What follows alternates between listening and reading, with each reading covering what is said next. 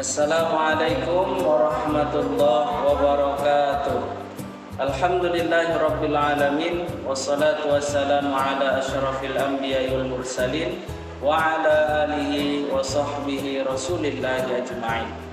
Nah, bersyukur kita kepada Allah Subhanahu wa taala dengan melafazkan alhamdulillahirabbil alamin.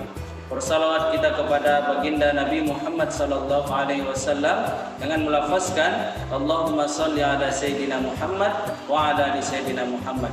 Mudah-mudahan dengan kita memperbanyak salawat kepada beliau, kita termasuk umatnya yang diberikannya syafaat yaumil akhir nantinya. Amin amin ya rabbal alamin. Nah, kali ini kami akan mempresentasikan mini riset yang telah kami lakukan di perusahaan Biro Jasa. Nah, untuk itu mari sama-sama kita simak dan kita dengarkan penjelasan materi dari saudari di samping saya, yaitu saudari Irma Damayanti. Kepada saudari saya persilakan dengan segala hormat. Terima kasih sebelumnya kepada moderator. Di sini saya akan mempresentasikan tentang penggadaian, perencanaan serta rekrutmen dan seleksi dari PT Mandiri Perusahaan Biro Jasa. Nah, sebelumnya di sini PT Mandiri Biro Jasa mempunyai 250 lebih karyawan sebelum Covid.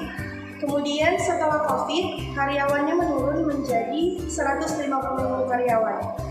Nah, kemudian dalam PT Mandiri Perusahaan Biro Jasa ini membuat pengadaan suatu kebutuhan perusahaan. Contohnya, owner memiliki modal, kemudian owner mempercayakan orang lain untuk menjadi direktur, yaitu direktur 1, direktur 2, dan seterusnya.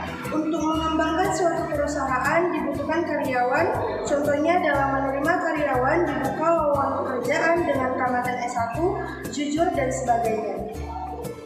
Kemudian untuk perencanaan yang dilakukan oleh perusahaan PT Mandiri Perusahaan Biro Jasa ini, yaitu perencanaannya dilakukan dengan cara menyangkut kompetensi atau skill dalam setiap bidang, yaitu bidang marketing, usaha, dan produksi. Di dalam perusahaan Biro Jasa ini mempekerjakan karyawan sesuai dengan pendidikan dan skill terhadap bidang yang dipekerjakan. Atau dalam perusahaan ini juga melakukan assessment, yaitu kemampuan penalaran, yang dimana setiap bulan ada evaluasi yang bertujuan agar setiap bulan itu ada peningkatan produktivitas usaha dengan perubahan kinerja karyawan. Kemudian ada sebuah problem atau permasalahan antara manajer dengan karyawan dalam perusahaan tersebut tidak langsung mengeluarkan atau mengganti karyawannya karena perusahaan tersebut menggunakan sistem SOP atau Standar Operational Procedure. Jadi di dalam perusahaan tersebut jika ada karyawan yang tidak disiplin dan menjalankan pekerjaannya dan kinerjanya buruk, maka diterapkannya lah SOP dengan diberikan surat peringatan 1 sampai surat peringatan 3. Sehingga surat peringatan 3 akan dipecat ketika melakukan kesalahan yang sama dan terulang atau tidak ada perubahan dalam menjalankan kerjanya, tetapi tetap menerapkan Undang-Undang Tenaga Kerja dengan Cipta Kerja, yaitu tetap diberikan pesangon, tetapi berbeda pesangon karyawan yang dipecat dengan karyawan yang pensiun. Kemudian ada proses rekrutmen dan seleksi, yang dimana perusahaan Biro Jasa ini dalam melakukan rekrutmen, seorang manajer SDM melakukan evaluasi untuk menerima karyawan baru. Perusahaan tersebut membutuhkan karyawan sesuai dengan jabatan yang diperlukan dengan standar pendidikan. Prosedur yang dibutuhkan adalah membuat lamaran pekerjaan, kemudian wawancara, kemudian juga tergantung di bidang apa yang dipekerjakan dan tidak sama semua prosedur penerimaan atau rekrutmen karyawan ini. Jadi jika perusahaannya berkembang dan mempunyai cabang yang banyak, maka perusahaan tersebut melakukan rekrutmen. Karyawan lama juga mempunyai jabatan, ada kepada manajer bidang evaluasi, ia akan mengevaluasi karyawan yang sudah lama bekerja di perusahaan tersebut, kemudian melihat kelayakan untuk dinaikkan jabatannya. SDM akan menilai kinerja karyawan dengan melihat tanggung jawabnya, semangat kerjanya, dan tidak menyia-nyiakan waktu. Dan jika kinerjanya buruk, akan dipindahkan kerjaannya atau dipindahkan pekerjaannya ke bidang lain, dan mereka diberikan reward dalam menjalankan kinerja yang bagus. Dalam tahap seleksi juga diperlukan adanya seleksi berkas, tes akademik, skill yang sesuai dengan kriteria perusahaan yang diperlukan, administrasi, penghargaan atau sertifikat, kemudian pelatihan khusus, kemudian ada pengalaman kerja dan analisis kelayakan yang bersifat faktual dengan melihat asesmen atau kemampuan penalaran dengan kecerdasannya. Mungkin sekian yang dapat saya sampaikan, selanjutnya saya kembalikan kepada Bapak.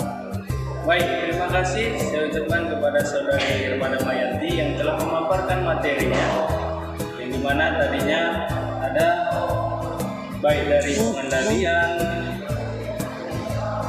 pengadaan, perencanaan, rekrutmen dan seleksi, dan ada juga tadinya pelatihan.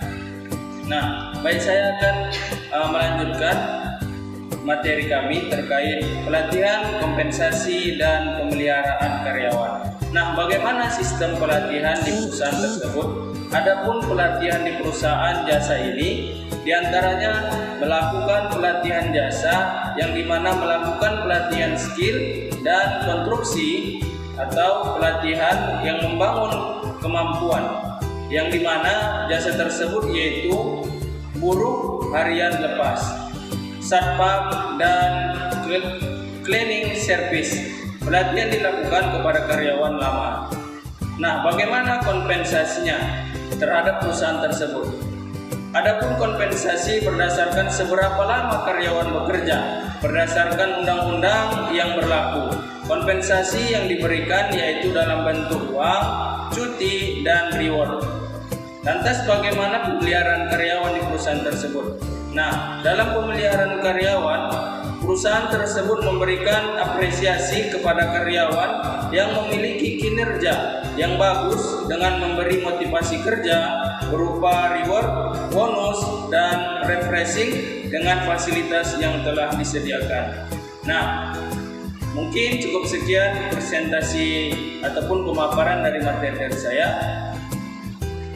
Selanjutnya saya kembalikan kepada Irma Damayanti. Nah, baik, mungkin kita sudah mengetahui ya dari mini riset PT Mandiri Perusahaan Biro Jasa ini yang meliputi penggadaian, perencanaan, kemudian rekrutmen dan seleksi, pelatihan, kompensasi, serta pemeliharaan karyawan. Nah, jadi pada intinya di dalam perusahaan PT Mandiri Perusahaan Biro Jasa ini seorang manajer tidak langsung, jika ada karyawan yang istilahnya kinerjanya tidak bagus, jadi seorang manajer itu tidak langsung mengambil hak atau langsung memecat karyawan tersebut, melainkan karyawan tersebut diberikan surat peringatan atau pelatihan lagi mungkin ya, agar kinerjanya itu lebih bagus lagi gitu ya. Nah, mungkin inilah yang dapat kami sampaikan dari hasil mini riset kami dari kelompok 4. Mungkin sekian dari